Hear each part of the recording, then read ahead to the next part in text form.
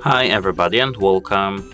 Today I have SENCOR Sirius Max SSS 6800 speaker and I'm going to show you how to pair this speaker with your Android phone. To do so, first we have to open settings and then connect devices. Here we have to click pair new device.